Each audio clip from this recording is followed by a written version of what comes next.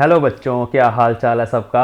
Okay students, अभी हम करने वाले हैं lecture number 5 of vector algebra and calculus. Lecture 4 में हमने divergence of a vector field के बारे में पढ़ा था। हमने ये देखा कि जब हम डेल ऑपरेटर का वेक्टर फील्ड के साथ डॉट प्रोडक्ट करते हैं तो हमारे पास एक स्केलर क्वांटिटी आती है जिसको डाइवर्जेंस बोला जाता है। डाइवर्जेंस फिजिकली हमें बताती है कि किसी पॉइंट पर वेक्टर फील्ड के अंदर कितनी जो फील्ड लाइंस है वो डाइवर्ज हो रही हैं, ऐसे बाहर की तरफ आ रही हैं या कन्वर्ज हो रही हैं। फिजिकल मीनिंग भी हमने लास्ट लेक्चर में कवर किया था। सो वेक्टर कैलकुलस का जो नेक्स्ट इंपॉर्टेंट टॉपिक है that is curl of a vector field. So curl जो है वो कैसे कैलकुलेट होती है, देखिए ये हमारे पास डेल ऑपरेटर है कार्टेशियन कोऑर्डिनेट सिस्टम के अंदर, जो अभी तक आपको याद हो गया होगा। देखिए partial over partial X I cap plus partial over partial Y J cap plus partial over partial Z K cap. So basically ये एक डिफरेंशियल ऑपरेटर है जो हमें स्पेशियल वेरिएशन बताता है किसी वेक्टर फील्ड की या स्केलर फंक्शन की। क्या बताता है? Spatial variation. क्योंकि देखिए यहाँ पर with respect to X differentiate कर रहे हैं पार्शियली, वो हमारे पास एक चेंज है। फिर हम विद रिस्पेक्ट टू y कर रहे हैं, फिर हम विद रिस्पेक्ट टू z कर रहे हैं, और तीनों डायरेक्शंस के जो वेरिएशंस हैं उनको हम ऐड करें। It is just an operator, इसका कोई फिजिकल मीनिंग अकेले में नहीं है, जस्ट एक ऑपरेटर है। और हमारे पास एक वेक्टर फील्ड है। वेक्टर फील्ड के बारे में ना मैंने लास्ट लेक्चर में बहुत डिटेल में बताया था कि वेक्टर फील्ड क्या होती है, अलग अलग तरह की हो सकती है। सो आज के इस लेक्चर में हम उस वेक्टर फील्ड को इंपॉर्टेंस देने वाले हैं जिनकी कर्ल नॉन जीरो होगी। देखो वेक्टर फील्ड ना अलग अलग तरह की इफेक्ट्स प्रोड्यूस करती हैं, ठीक है। जैसे हमारे पास इलेक्ट्रिक फील्ड है, उसका इफेक्ट डिफरेंट है, मैग्नेटिक फील्ड का इफेक्ट डिफरेंट है। अगर आप इलेक्ट्रिक फील्ड लाइंस और मैग्नेटिक फील्ड लाइंस को कंपेयर करो, जैसे आपने +2 में ड्रॉ करी थी, तो उनकी प्रॉपर्टीज डिफरेंट है, तो इस हिसाब से उनकी वेरिएशन भी डिफरेंट होगी। सो वेक्टर फील्ड जो है वो बेसिकली कुछ नहीं है, ये हमारे पास ax x कंपोनेंट होगा वेक्टर फील्ड का, y कंपोनेंट होगा वेक्टर फील्ड का, और फिर z कंपोनेंट होगा वेक्टर फील्ड का। अगर तो ये एक यूनिफॉर्म वेक्टर फील्ड है तो ax ay az कांस्टेंट्स होंगे, बट अगर ये फील्ड यूनिफॉर्म नहीं है, ये वेरी कर रही है over the space, non uniform field है, सो उस केस में हमारे पास ये ax जो है it may be a function of x y z। ऐसे ही ay जो है वो भी spatial coordinates X Y Z जो कार्टेशियन कोऑर्डिनेट्स होते हैं उनका फंक्शन हो सकता है, और ए जेड भी जो है वो भी एक्स वाई जेड तीनों का फंक्शन भी हो सकता है, किसी दो वेरिएबल्स का भी हो सकता है, या हो सकता है सिर्फ एक्स वाई या जेड का ही फंक्शन हो। तो इस तरह से हमारे पास ये फंक्शंस हैं। यहाँ पे याद रखना, they are not constant numbers, they are functions of X Y Z. तो जो कर्ल है बच्चे, मैथमेटिकली बेसिकली ये क्रॉस प्रोडक्ट होता है। डेल ऑपरेटर का वेक्टर फील्ड के साथ क्रॉस प्रोडक्ट होता है। फिजिकली क्या होता है अभी समझेंगे, पहले क्रॉस प्रोडक्ट की डेफिनेशन लगाएंगे यहाँ पे। तो हम इस तरह से सॉल्व करते हैं क्रॉस प्रोडक्ट, आई cap j cap k cap ऐसे लिखना आपको जब भी आपको सॉल्व करना है, कर्ल फाइंड करनी है। फिर यहाँ पे आपको लिखना है partial over partial x, partial over partial Y, partial over partial Z. यहाँ पे एक्स कंपोनेंट आएगा, यहाँ पे वाई कंपोनेंट आएगा, यहाँ पे z कंपोनेंट आएगा। अब इसको सॉल्व करना है, तो किस तरह से इसको सॉल्व किया जाता है। सो पहले आपने आई कैप को यहाँ पे लिखना है, क्रॉस प्रोडक्ट करना आपको आता होगा, बिल्कुल वही चीज़ है। सो आई कैप को यहाँ पे लिखा, ब्रैकेट स्टार्ट करेंगे, आई कैप के सामने वाली रो और आई कैप के नीचे वाला कॉलम, इनको नहीं देखना, हमें ये चार चीज़ें देखनी है जिनको मैं डॉटेड बना रहा हूँ। सो इसको इससे मल्टीप्लाई करना है, तो यहाँ आएगा partial over partial Y of A Z, ठीक है ना। देखो बड़ा आसान है। फिर जब आपने इधर से इधर जाना है, मतलब जब आपने लेफ्ट से राइट जाना है, तो माइनस साइन लगाना है हमेशा, और यहाँ आएगा partial A Y upon partial Z. तो इस तरह से हमारा कर्ल का एक्स कंपोनेंट कैलकुलेट हुआ। Now we will take minus J now, तो यहाँ माइनस जे कैप लेते हैं, यहाँ माइनस लिख लेते हैं, यहाँ प्लस लिख लेते हैं, यहाँ प्लस। सो माइनस जे कैप लिखने के बाद फिर से आपने इसके नीचे वाला कॉलम और ये रो नहीं देखनी, तो आपके पास चार एलिमेंट बचेंगे। उन चारों एलिमेंट्स को देखेंगे, जैसे यहाँ पे ये है, इसको इससे मल्टीप्लाई करना है, तो ये बनेगा, देखो ना, इसको आपने हाइड कर देना है इसको, तो इसको इससे मल्टीप्लाई करना है, तो बनेगा partial A Z upon partial X, minus उल्टा चलना है ऐसे, तो वो बनेगा minus partial A X upon partial Z. तो ये है हमारा y कंपोनेंट ऑफ कर्व। इसी तरह से फॉर z कंपोनेंट आपने प्लस के कैप लिखना है यहाँ पे, प्लस के कैप, और प्लस के कैप के बाद आपने यहाँ पे जो ना इसके नीचे वाला कॉलम, ये वाला ऐसे नहीं देखना इसको, और ये रो नहीं देखनी। तो आपके पास ये वाले 4 एलिमेंट्स बचेंगे जिनको मैं ब्लैक कलर से इकट्ठा कर रहा हूँ जस्ट टू एक्सप्लेन यू। अब इस कंपोनेंट को इससे मल्टीप्लाई करना है। ब्लैक कलर में आप देखें तो ये बनेगा partial A Y upon partial X, और इसको आपने इधर करना है तो ये बनेगा minus partial A X upon partial Y. So this is the Z component of curl. तो इस तरह से आपके पास एक एक्सप्रेशन आ जाएगा। अब इसके बाद क्या करना है, जब आपको न्यूमेरिकल प्रॉब्लम आएगी तो ए जेड यहाँ पे कोई फंक्शन होगा जिसको हम यहाँ पुट करेंगे, ए वाई कोई फंक्शन होगा, ए एक्स भी कोई फंक्शन होगा। इनको यहाँ पे पुट करके डिफ्रेंशिएट करके we will get the answer, जो अभी हम थोड़ी देर में करेंगे। सो ये कर्ल का बेसिक फॉर्मूला है कार्टेशियन कोऑर्डिनेट्स में। लेक्चर के लास्ट में मैं आपको स्फेरिकल पोलर कोऑर्डिनेट्स में भी कर्ल का फॉर्मूला लिखवाऊंगा और सिलेंड्रिकल कोऑर्डिनेट्स में भी लिखवाऊंगा, लेकिन अभी के लिए आप यहाँ तक पहले लिखिए कि जब भी कर्ल कैलकुलेट करनी है इस तरह से करनी है। सो अभी आपने यहाँ तक नोट कर लिया। अब यहाँ पे इंपॉर्टेंट पॉइंट्स हैं। पहला point, curl of a vector field is a vector quantity. ठीक है, ये एक वेक्टर क्वांटिटी होती है, इसकी डायरेक्शन भी होती है। तो इसकी डायरेक्शन किधर होती है ये हम देखेंगे।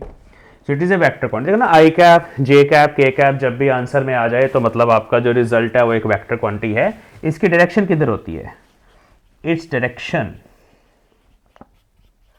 Is along the circulation of vector field at observation point. So ये बड़े ध्यान से समझना, circulation of vector field. I hope आपने ये पहली बार सुना होगा, सर्कुलेशन ऑफ वेक्टर फील्ड ये क्या होती है इसके बारे में अभी हम डिस्कशन करते हैं। तो सर्कुलेशन की डायरेक्शन जिधर होती है उधर ही कर्ल की डायरेक्शन होती है, यहां तक नोट कर लीजिए। Now let us see what is circulation.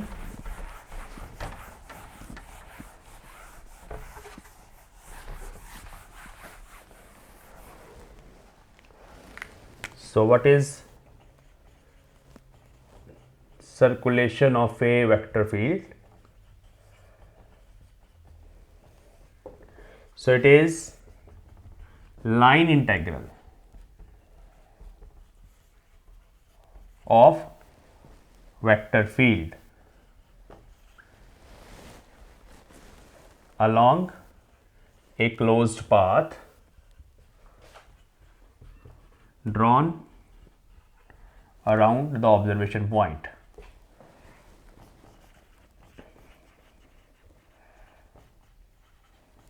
ठीक है जी। तो ये सिंपल सी एक डेफिनेशन है। जैसे समझने के लिए मान लो हमारे पास यहाँ पे कुछ इस तरह की नॉन यूनिफॉर्म फील्ड लाइंस हैं लाइक दिस। अब मैंने यहाँ पे बोलना कि इस रीजन के अंदर जहाँ इस तरह की कोई फील्ड एग्जिस्ट कर रही है, वेक्टर फील्ड, वहाँ पे मुझे सर्कुलेशन कैलकुलेट करनी है। So I will choose a closed path, किसी भी शेप का हो सकता है, रेक्टेंगुलर शेप का हो सकता है, कर्व शेप का हो सकता है, और उसके ऊपर मैंने छोटा सा एलिमेंट्री लेंथ लिया dl वेक्टर।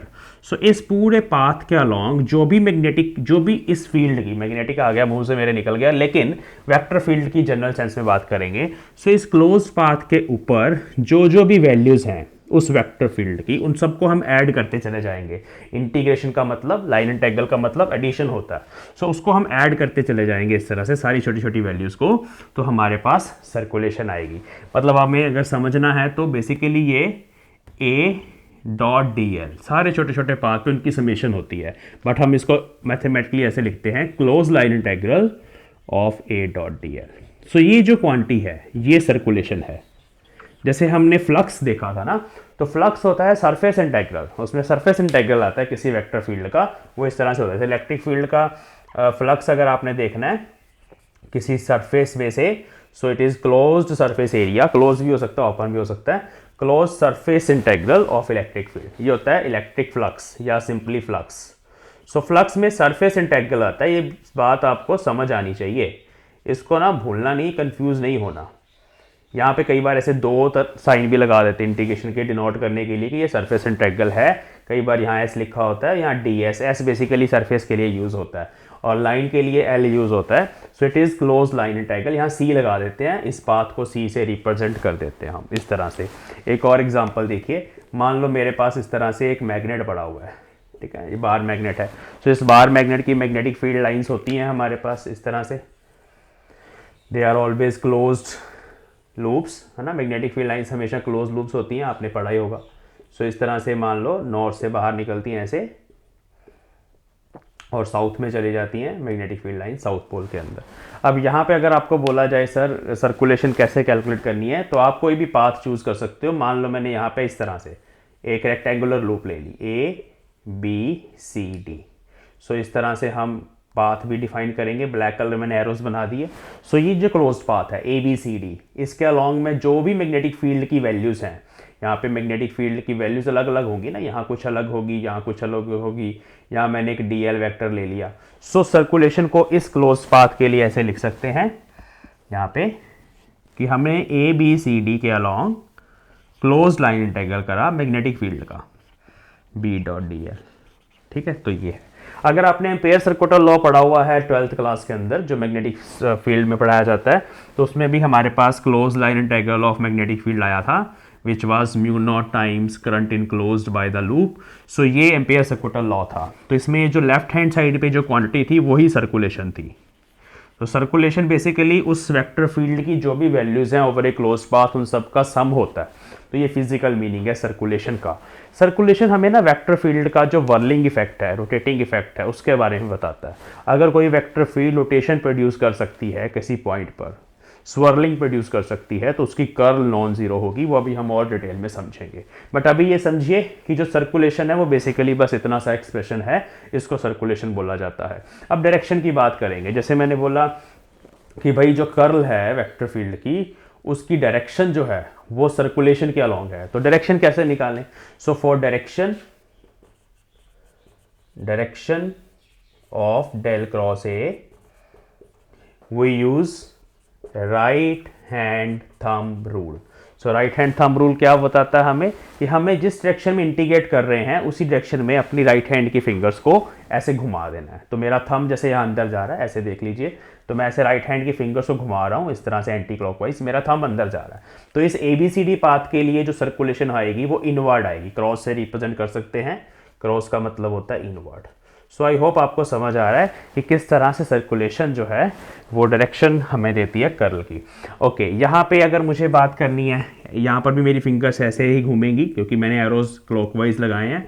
यहाँ पर भी क्रॉस आएगा, इस लूप के लिए भी सर्कुलेशन अंदर है। बट अगर मैं इसी रीजन में उल्टा लगा दूं, ऐसे C' एक नई लूप डिफाइन कर दूं और मैं ऐसे इंटीग्रेट करूं, सो इस केस में हमारे पास आउटवर्ड डायरेक्शन आएगी सर्कुलेशन की। सो डिपेंड करता है सेंस ऑफ रोटेशन पे कि आप उस फील्ड के अंदर किस तरह से रोटेट कर रहे हो।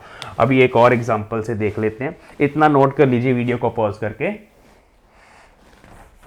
ओके, सो अभी अगर मान लो यहाँ पे देखिए मेरे पास एक यूनिफॉर्म फील्ड है, ठीक है, इस तरह की यूनिफॉर्म फील्ड है। यहाँ पे मैंने दो लूप्स बनाई हैं, दो रेक्टेंगुलर लूप्स बनाई हैं ABCD।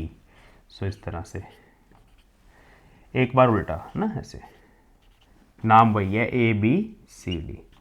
सो इस केस में हमारे पास सर्कुलेशन ऊपर वाले केस में इनवर्ड आएगी और नीचे वाले केस में आउटवर्ड आएगी। वैसे मैं आपको बता दूं, इस तरह की जो यूनिफॉर्म फील्ड होती है उस केस में हमारी सर्कुलेशन जीरो आती है। ये इलेक्ट्रिक फील्ड है, अगर मान लो यूनिफॉर्म इलेक्ट्रिक फील्ड है तो वो एक कंजर्वेटिव फील्ड होती है, उसके लिए कर्ल जीरो आती है। वो हम आगे जाके भी डिस्कस करेंगे इस पॉइंट को। सो इस तरह की फील्ड में वैसे जीरो आती है, बट सेंस ऑफ डायरेक्शन को आप समझिए कि right hand thumb rule use करना है। जैसे जैसे आपकी लूप ट्रेवर्स हो रही है अपनी फिंगर से घुमा देना है, जिधर आपका थंब आएगा राइट हैंड का वो सर्कुलेशन की डायरेक्शन होगी और वही कर्ल की डायरेक्शन होगी। So this is the direction of curl of a vector field. Now we will talk about the magnitude कि फिजिकली हमें कर्ल का मैग्नीट्यूड क्या देता है। उससे पहले इस बोर्ड पे जो कुछ भी लिखा है आप कॉपी पे नोट डाउन करिए, वीडियो को पॉज कर लो और इसको नोट करो। ये सारी समझने वाली चीज़ें हैं, इनको एक बार अगर आप फीलिंग आ गई कि भाई किस तरह से हम ये चीज़ें करते हैं तो आपको कभी दिक्कत नहीं आएगी। हम प्रॉब्लम्स भी सॉल्व करेंगे, IIT जैम के रिलेटेड क्वेश्चंस भी मैं हर लेक्चर में भी डालने शुरू करने वाला हूँ जो पिछले ईयर्स में आए हुए हैं। सो वो भी करा करेंगे साथ साथ। So you will understand the topic very well. फिर उसके बाद होती है प्रैक्टिस। जब आपने कोई एग्जाम क्रैक करना होता है उसके बाद प्रैक्टिस होती है। पहले कॉन्सेप्ट समझना होता है फिर प्रैक्टिस होती है। सो प्रैक्टिस तो जितनी आप करो उतनी थोड़ी होती है, ठीक है, वो हम करेंगे। आप बैक ईयर क्वेश्चन सॉल्व कर सकते हैं।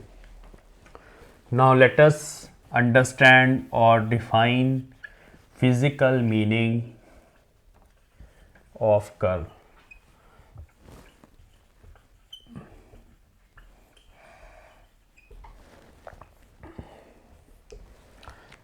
सबसे पहले जैसे मैंने आपको बताया कि भाई curl of a vector field is a measure of how much the given vector field swirls around the observation point। तो फिजिकली अगर इमेजिन करना है, मान लो आप इस तरह के पॉन्ड के अंदर हैं जहाँ पे इस तरह से स्वर्लिंग जनरेट है ना, वो वर्लपूल होता है ना, इस तरह से जनरेट हो रहा है। तो जितना भी आप घूमेंगे उसके अंदर, जितना ज़्यादा इफेक्ट होगा रोटेशनल इफेक्ट, उतनी कर्ल बड़ी आएगी। अगर ये रोटेटिंग इफेक्ट वहाँ पे नहीं होगा तो कर्ल ज़ीरो आएगी, रोटेटिंग इफेक्ट होगा तो कर्ल नॉन ज़ीरो आएगी। इस तरह की वेक्टर फील्ड को हम बना के भी देख सकते हैं। ये देखिए, ये डायग्राम्स जो हैं, ये डेविड जे ग्रिफिथ है, इलेक्ट्रोडायनेमिक्स की बुक, बहुत अच्छी बुक है, तो उसमें से मैंने लिए हैं। जैसे आप देखिए, यहाँ पे मैंने छोटे छोटे एरो लगाए पहले, ये ना रोटेटिंग इफेक्ट है। अब जैसे जैसे मैं दूर जा रहा हूँ मैं एरो थोड़े बड़े कर रहा हूँ। ये जस्ट हर पॉइंट पे उस वेक्टर फील्ड की डायरेक्शन और मैग्नीट्यूड को रिप्रेजेंट कर रहे हैं एरोस, ठीक है। मैग्नीट्यूड भी बढ़ रहा है साथ साथ जैसे जैसे हम आगे जा रहे हैं, और डायरेक्शन तो है ही है रोटेटिंग। तो ये एक वेक्टर फील्ड है। इसको मैथमेटिकली कैसे रिप्रेजेंट करते हैं वो भी अभी देखेंगे। अब मान लो ये हमारा एक्स एक्सिस है, ये वाई एक्सिस है और ये जेड एक्सिस है। तो इस केस में यहाँ पे देखिए रोटेशनल इफेक्ट है इस फील्ड के अंदर।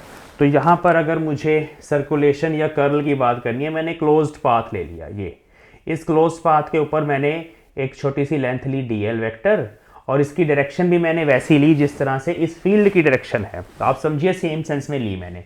तो इस केस में जब हम कर्ल को कैलकुलेट करेंगे, उसकी डायरेक्शन ऊपर की तरफ आएगी। तो ये a डॉट dl की डायरेक्शन है, और you can say this is the direction of del cross A here. अब ये जो पॉइंट है, ओरिजिन पॉइंट है हमारा, यहाँ पे जो मैंने क्लोज पाथ लिया है, इसने कुछ एरिया भी इनक्लोज किया है। उसका एरिया वेक्टर भी ऐसे ही आता है, राइट हैंड थंब रूल से निकलता है एरिया वेक्टर भी। सो जो एरिया वेक्टर है वो भी यहाँ पे देखो राइट हैंड थंब रूल से ऊपर की तरफ ही आएगा। तो ये ब्लू कलर में मैंने यहाँ पे एरिया वेक्टर एस वेक्टर बनाया है यहाँ पे। अब यहाँ पे इसकी डायरेक्शन जेड एक्सिस के अलॉन्ग है। तो जो कर्ल है हमारी वो हमें क्या देती है फिजिकली, यहाँ से समझना है। So in magnitude the curl of a vector field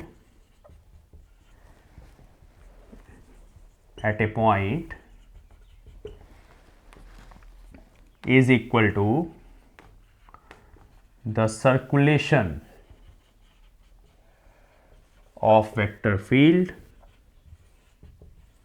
per unit area। ये बहुत इंपॉर्टेंट है, एरिया से डिवाइड भी करना है। Per unit area drawn around that point. Area कहाँ ड्रॉ करा, उसी पॉइंट के अराउंड दैट पॉइंट, प्रोवाइडेड, यहाँ क्लोज भी है एक,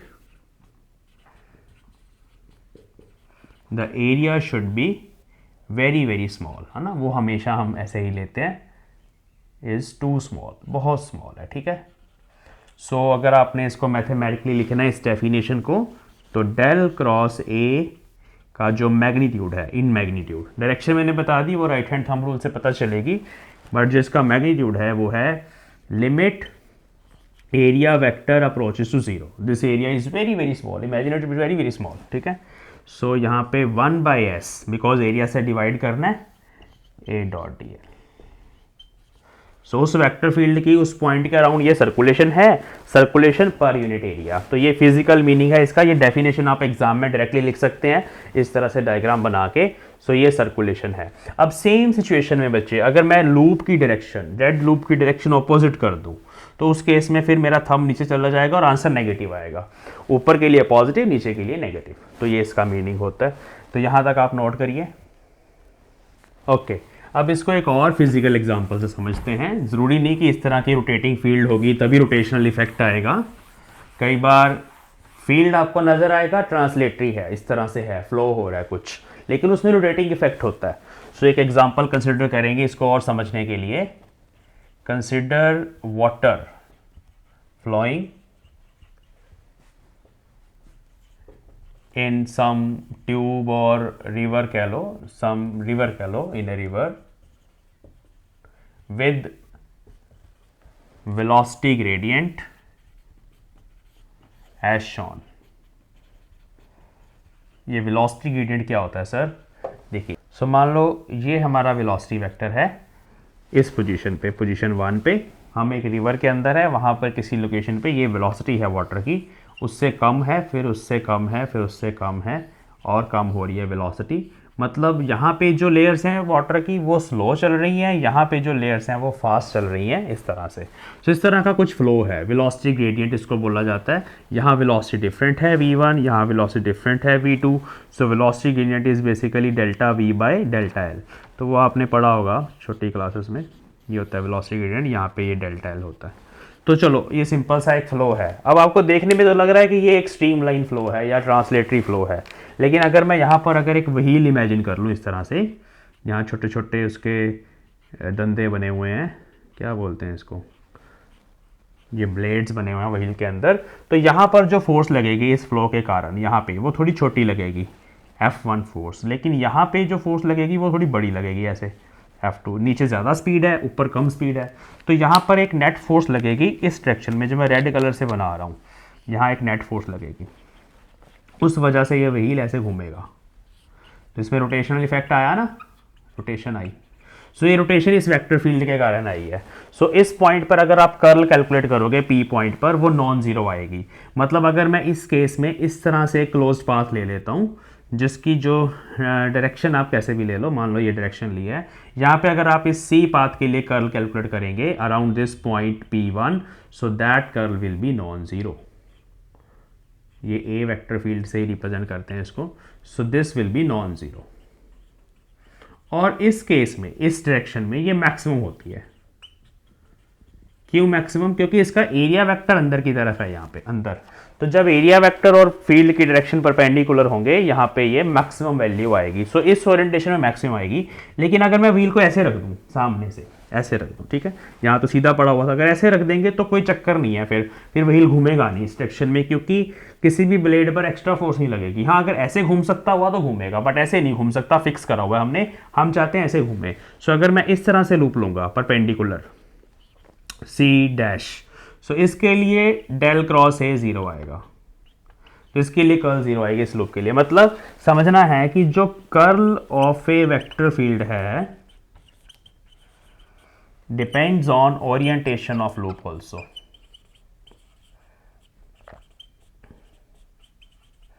जो भी आपने क्लोज्ड पाथ कंसिडर करा है वो वेक्टर फील्ड में किस तरह से ओरिएंटेड है। सो अगर तो एरिया वेक्टर उसका इस फील्ड लाइन से परपेंडिकुलर आ जाता है तो मैक्सिमम आएगी, जैसे मैंने इस केस में बताया।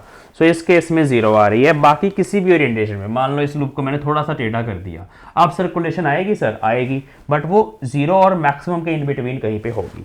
सो let us right one more point. This is for C loop, del cross A is max. For C dash loop, del cross A is 0, ये नोट कर लो। और इसके साथ साथ for any other orientation,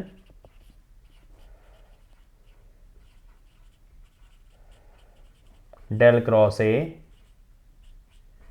lies between 0 and maximum. सो ये orientation of loop पे भी depend करता है कि सर्कुलेशन का आंसर कितना आएगा। सो यहाँ पे हमारा फिजिकल मीनिंग फिनिश होता है इसके साथ रिलेटेड। अब हम प्रॉब्लम्स को देखेंगे, कुछ क्वेश्चंस देखते हैं कि किस तरह से हम कर्ल के क्वेश्चन सॉल्व कर सकते हैं। इसमें दो मैं आपको IIT JAM के क्वेश्चंस करवाऊंगा और एक दो क्वेश्चन सिंपल वाले, तो इसको नोट कर लीजिए, वीडियो पॉज करके ये बना लीजिए। चलिए अब एग्जाम्पल्स करते हैं कर्ल की, कुछ बहुत इंपॉर्टेंट एग्जाम्पल्स फिजिकली करेंगे, बिल्कुल एकदम इमेजिन करके ना, बड़ा मज़ा आएगा। चलिए देखिए, मेरे पास एक फील्ड है, example 1, vector field is given as -y i cap plus x j का। So this is the vector field which is given. और ये वेक्टर फील्ड यही वाली है जो यहाँ पे बनाई हुई है। कैसे, पहले इसको समझेंगे।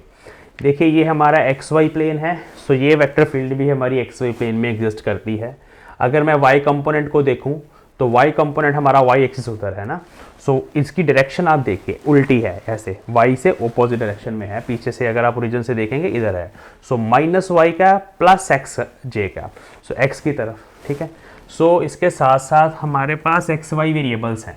अगर हम x को बढ़ाते चले जाएंगे, अगर मैं x एक्सिस के अलॉन्ग आऊँगा ऐसे बाहर की तरफ, तो फील्ड का मैग्नीट्यूड बढ़ रहा है। इसका मतलब यही है, यहाँ मैंने देखो छोटे एरो लगाए हैं और जैसे जैसे मैं बाहर आ रहा हूँ एरो बड़े होते चले जा रहे हैं, मतलब वेक्टर का जो मैग्नीट्यूड है वो एरो की लेंथ से पता चलता है।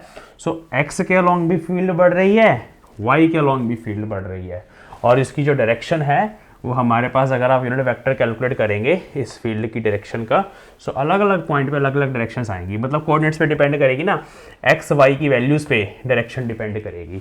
सो इस तरह की फील्ड को ऐसे फिजिकली रिप्रेजेंट, मैथमेटिकली रिप्रेजेंट किया जाता है। सो अब इसकी कर्ल कैलकुलेट करनी है तो नॉन जीरो आंसर आएगा।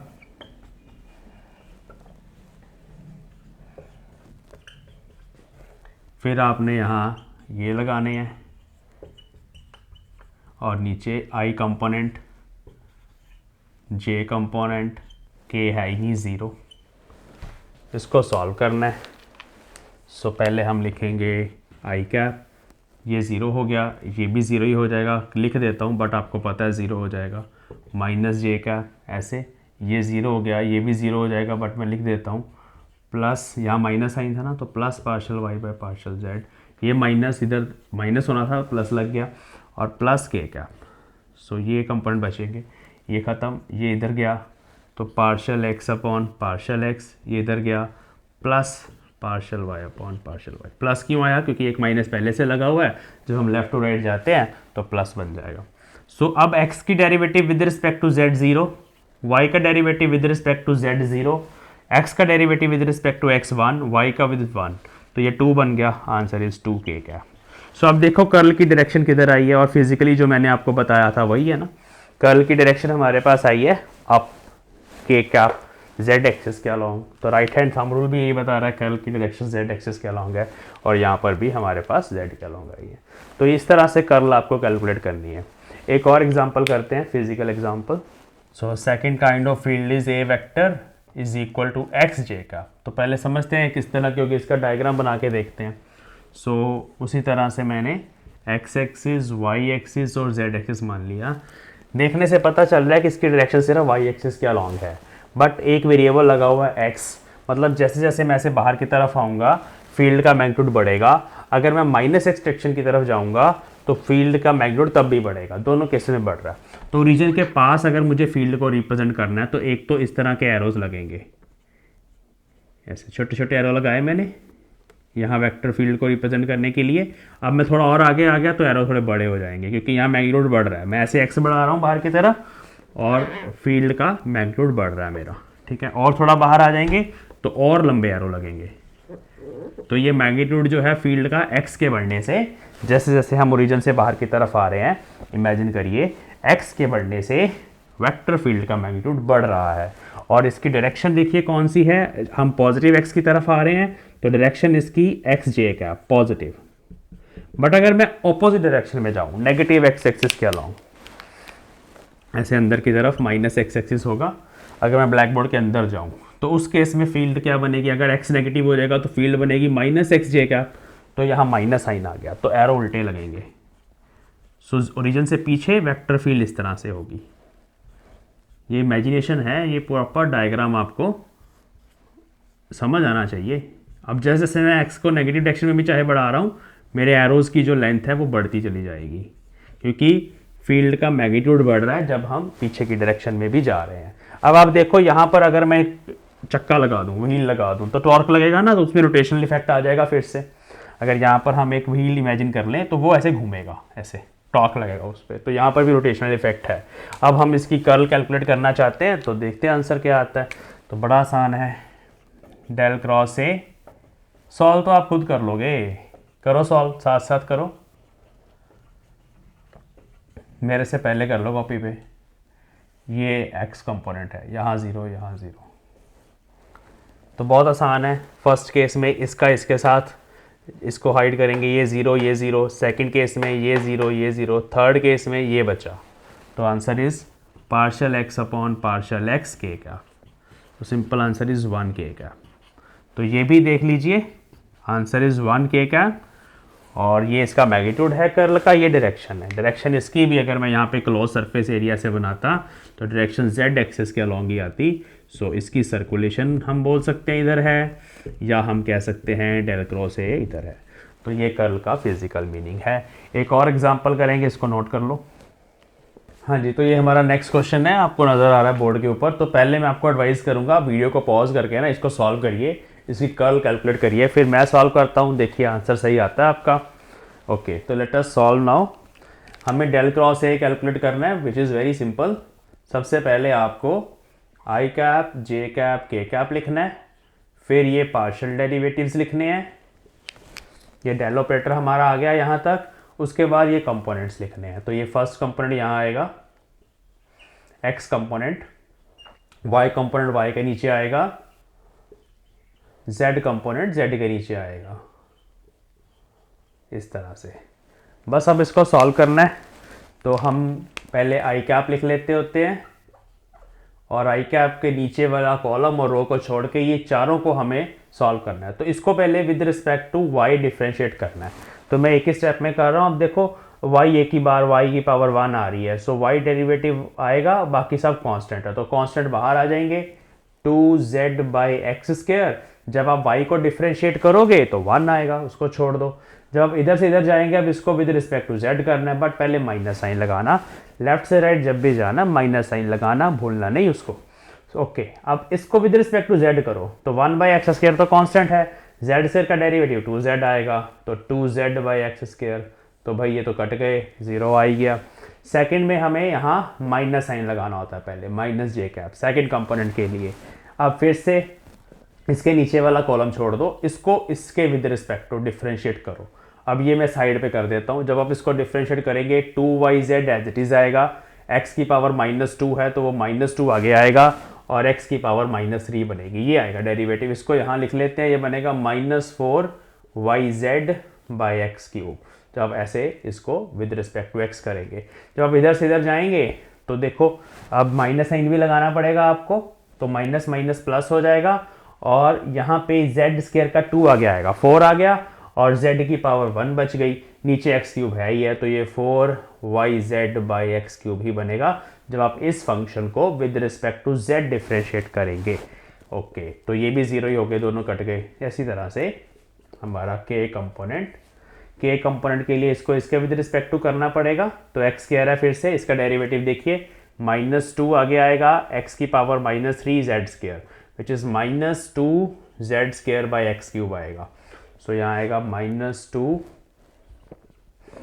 By x cube. और जब आप इधर से इधर जाएंगे, ये इसको विद रिस्पेक्ट टू y करेंगे ना, तो देखो y वेरिएबल है, बाकी सब कांस्टेंट है। सो कांस्टेंट बाहर आएगा, माइनस साइन से भी मल्टीप्लाई होगा, प्लस बन गया 2z square by x cube.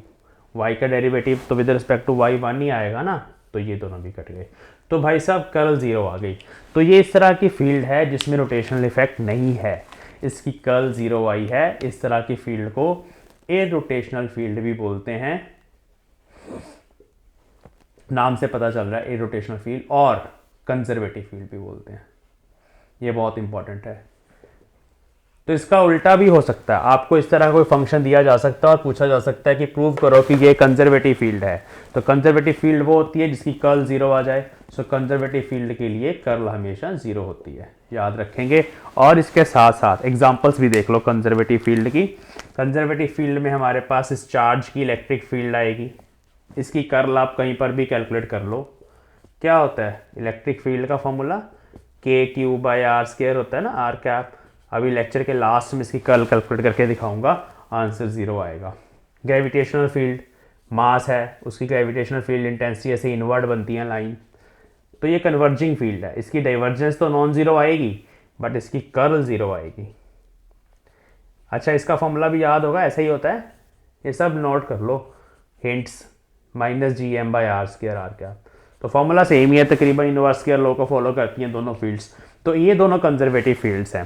Physically conservative fields क्या होती है, इसके लिए अलग लेक्चर आएगा पूरा मैकेनिक्स के अंदर। कंजर्वेटिव फील्ड कैसे बनती है, क्या फिजिकल मीनिंग है, थोड़ा सा बता देता हूँ। इस तरह की फील्ड जिसमें किया गया काम उसकी एनर्जी बन जाए। अगर मान लो ग्रेविटेशनल फील्ड में हम इस स्केच को लिफ्ट करते हैं ऊपर की तरफ, I am doing some work, यहाँ पे इसकी पोटेंशियल एनर्जी स्टोर हो चुकी है mgh। अगर मैंने h हाइट से उठाया तो पोटेंशियल एनर्जी बन गई mgh। जितना भी काम मैंने करा वो बन गई पोटेंशियल एनर्जी। अगर मैं इसको यहाँ से छोड़ दूंगा तो ये अपने आप नीचे जाएगा। So work done along the closed path is zero. Conservative field का फिजिकल मीनिंग है कोई भी क्लोज्ड पाथ के अलोंग आप वर्क करोगे, फिजिकल वर्क, वो जीरो आएगा। इस स्केच को ऊपर लेके जाने में mgh वर्क करा, छोड़ दूंगा तो फील्ड काम करेगी, वापस आएगा, माइनस mgh वर्क होगा, दोनों ऐड होकर आंसर जीरो आएगा। मैथमेटिकली उसकी कर्ल जीरो होती है कंजर्वेटिव फील्ड की, और सर्कुलेशन भी बोल सकते हो। अगर मैं इलेक्ट्रिक फील्ड की बात करूं तो उसकी सर्कुलेशन जीरो आएगी। क्यू से मल्टीप्लाई अगर कर दें, यहाँ पे जीरो ही है, तो work done along the close path to move a charge inside the electric field is always zero. So all these are the definitions of conservative field. So किसी भी चीज़ को कंजर्वेटिव फील्ड चेक करना अगर, तो उसकी कर्ल को check कर लो, curl zero सबसे आसान मेथड है। कर्ल जीरो आ गई तो मतलब वो फील्ड जो है वो कंजर्वेटिव है। हाँ जी बच्चों, तो ये बड़ा एक इंटरेस्टिंग क्वेश्चन है। इसमें बोला गया है कि भाई कोई वेक्टर फील्ड है, ये हमारे सामने गिवन है फंक्शन, और यहाँ पे r square x square plus Y square, उसको पुट कर देंगे यहाँ पे। कह रहे इसका हमने लाइन इंटीग्रल कैलकुलेट करा ए डॉट डी एल, और हमने कैसे कैलकुलेट करा, हमने एक स्क्वायर इमेजिन करा जिसकी साइड की जो लेंथ है वो यूनिट लेंथ है, और वो जो स्क्वायर है वो कहाँ पड़ा हुआ है, वो किसी point x naught y naught पे स्क्वायर हमने इमेजिन करा है। सो एक्स नॉट की वैल्यू भी बोला उसने कि हाफ से बड़ी है, और वाई नॉट की वैल्यू भी हाफ से बड़ी है, मतलब स्क्वायर का कुछ साइज दिया हुआ है। तो हमें ये करना है कि हमें इस लाइन इंटीग्रल की वैल्यू को फाइंड करना है। वो एल बोला उसने कि लाइन इंटीग्रल की वैल्यू एल है, और वो एल क्या होगा। पहला ऑप्शन है कि L x naught y naught की वैल्यू पे डिपेंड करेगा। बाकी हर जगह लिखा हुआ है कि एल जो है वो एक्स नॉट वाई नॉट पे डिपेंड नहीं करता, उसका इंडिपेंडेंट है। मतलब पॉइंट कहीं पर भी चूज करो इस वेक्टर फील्ड में, एल हमेशा जो है वो सेम आएगा। और वो कितना आएगा, वो जो सेम आएगा कितना आएगा, एक ऑप्शन है -1 आएगा, दूसरा ऑप्शन है 0 आएगा, तीसरा ऑप्शन है 2 आएगा। सबसे पहला पॉइंट देखो, इसमें कर्ल का कहीं पर जिक्र नहीं है, curl of a vector field है ना। अब जिसको फिजिकल सिग्निफिकेंस पता होगा बच्चे को कि curl of a vector field जो होता है वो close line integral of vector field के आसपास होता है, उसको एरिया से डिवाइड करने पर निकलता है, तो वो बच्चा पहले इसको सॉल्व कर पाएगा। तो पहली बात तो यह है कि यहाँ पे कर्ल कैलकुलेट करनी है इस वेक्टर फील्ड की। दूसरी बात, अब कर्ल कैलकुलेट करने के बाद जो आपका आंसर आया, अगर उस आंसर में एक्स वाई बचा, अगर उस आंसर में x y as a variable बचा, फिर तो वो डिपेंड करेगा लोकेशन पे, एक्स नॉट और वाई नॉट की वैल्यूज पे डिपेंड करेगी कर्ल की वैल्यू। अगर आंसर में एक्स नॉट वाई नॉट बचा ही नहीं, एक्स नॉट वाई नॉट नहीं, एक्स वाई बचा ही नहीं, अगर आंसर एक कांस्टेंट नंबर आ गया, तो मतलब L is independent of the point, independent of location, तब इन तीनों में से सही आंसर आएगा। तो क्वेश्चन बहुत इजी है, जस्ट हमें यहाँ पे कर्ल कैलकुलेट करनी है। So let us calculate del cross A. कैसे करेंगे, वही मेथड हमारा i cap j cap k cap, partial over partial x, partial over partial Y, partial over partial z. और यहाँ पर ये फंक्शन के कंपोनेंट्स आप ध्यान से देखिए, एक्स कंपोनेंट है -y/r², so x component is -y/r². What is r²? x² plus y². y component है x upon r², which is x upon x² plus y². z component है नहीं, वो 0. सो पहले हमने इस तरह से इसको लिख लेना है। अब इसकी कर्ल सॉल्व करनी है। वीडियो को करो पॉज, क्वेश्चन को करो ट्राई, और आंसर फाइंड आउट करो। ओके, करा नहीं करा, चलो मैं करता हूँ, देखिए कैसे होगा।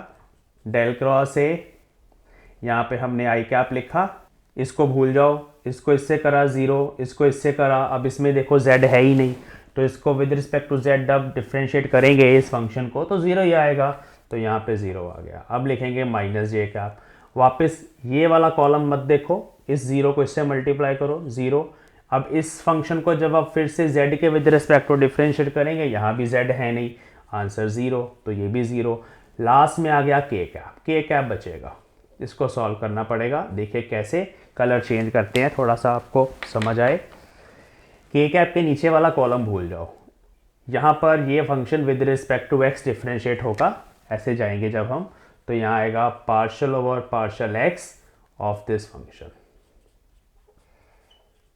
माइनस, जब इधर से इधर जाएंगे एक माइनस माइनस प्लस हो रहा है यहाँ पे, ये भी माइनस है, so partial upon partial Y of this function.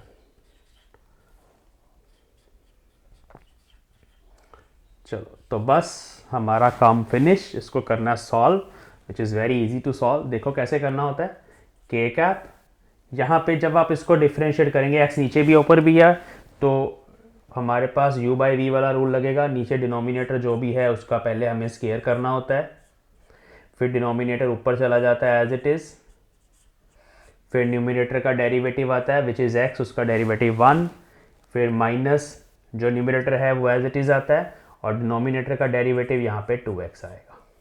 देखो ना, इसको जब आप with respect to x differentiate करेंगे X square plus Y square को, तो वाई स्क्वायर का डेरिवेटिव तो 0 है, एक्स का डेरिवेटिव 2x आएगा, तो एक तो ये टर्म बनी, प्लस यहाँ पर भी सेम वैसे ही डिनोमिनेटर में x square plus Y square का होल स्क्वायर, फिर ये टर्म ऊपर जाएगी x square plus Y square, फिर यहाँ पे जब आप इसकी बात करेंगे यहाँ 1 आएगा minus y as it is और इसका डेरिवेटिव 2y। अब यहाँ पे इसको सॉल्व करेंगे, एलसीएम ले लेंगे, सेम आ जाएगा।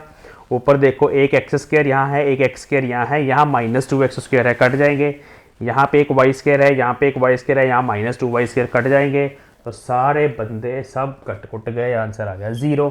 सो कर्ल इज 0। सो सही आंसर कौन सा है हमारा, सही आंसर ये है option number 3, L is independent of x naught y naught. 0 में कहीं एक्स वाई तो आ नहीं रहा, नज़र तो नहीं आ रहा ना, तो एक्स नॉट वाई नॉट पे डिपेंड नहीं करता आंसर।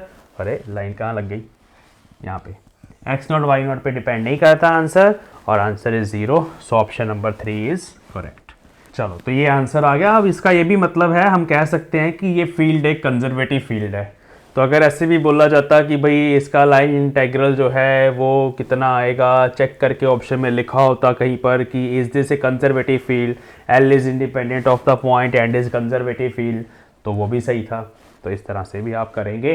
अब नेक्स्ट क्वेश्चन एक और करते हैं, मैं स्टेटमेंट लिखता हूँ फिर सॉल्व करते हैं।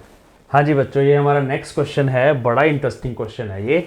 इसमें हमें फिर से कोई फंक्शन दिया हुआ है वेक्टर फील्ड का, और C एक सर्कल माना गया है, जो हमें ये एरिया, ये इक्वेशन ऑफ सर्कल है x square plus Y square equal to 4, कहाँ है, Z प्लेन पे, Z इज इक्वल टू 2 पे ऐसे एक प्लेन करा वहाँ पे, इमेजिन वहाँ है, और ये ओरिएंटेड है काउंटर क्लॉकवाइज। ये सब कुछ इंपॉर्टेंट है, आंसर पॉजिटिव नेगेटिव यहाँ से पता चलेगा। काउंटर क्लॉकवाइज उसने बोला कि इसकी डायरेक्शन है सर्कल की।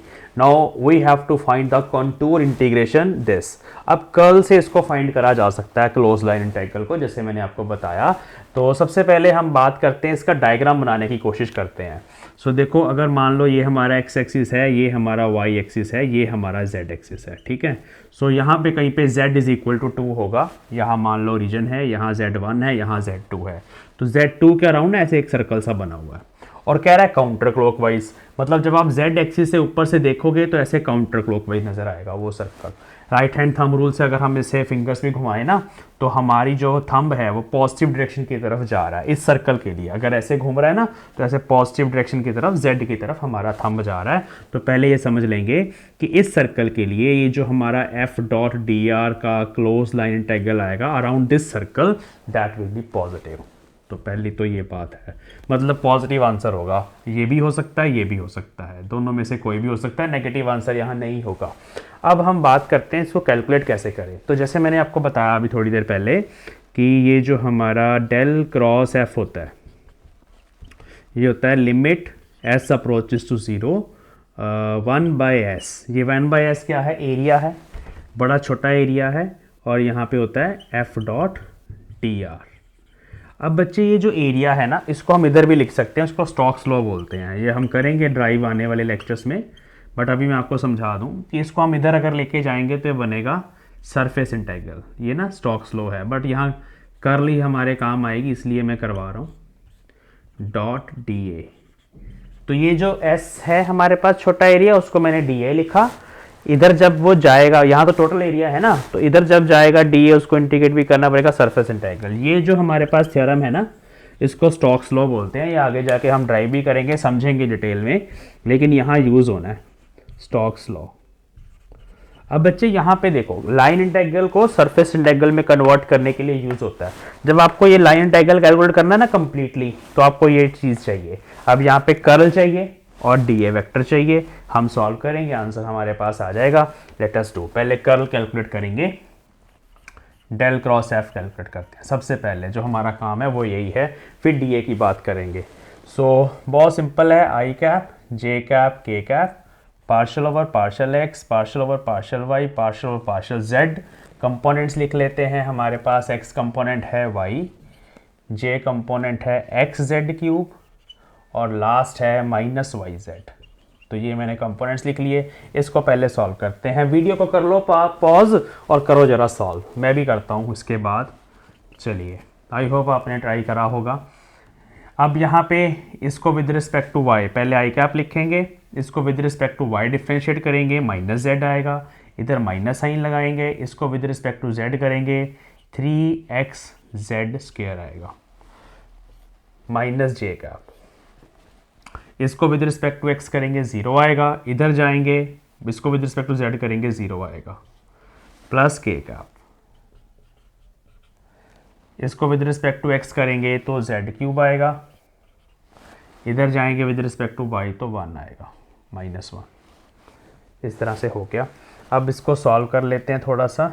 तो ये बना आई कैप, माइनस साइन बाहर निकाल दो, Z cube Z plus 3x Z square, यहाँ पे बना प्लस जेड क्यूब -1 के का। बाकी ये टर्म 0 होगी। अब यहाँ पे बोला गया है ना कि ये जो हमारा प्लेन है z इज इक्वल टू 2 पे है, तो उसकी लोकेशन दी हुई है।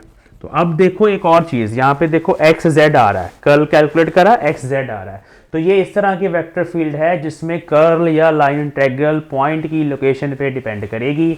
आप अलग अलग एक्स और जेड की वैल्यूज़ यहाँ पुट करो, जैसे 1 1 0 1 0 2 कुछ भी पुट करो, उस हिसाब से कर्ल का आंसर आएगा। तो जब भी ऐसा आंसर आए जिसमें वेरिएबल्स बच जाएं आपके पास, उस केस में हमारी कर्ल या line integral independent of point या इंडिपेंडेंट ऑफ लोकेशन नहीं होती।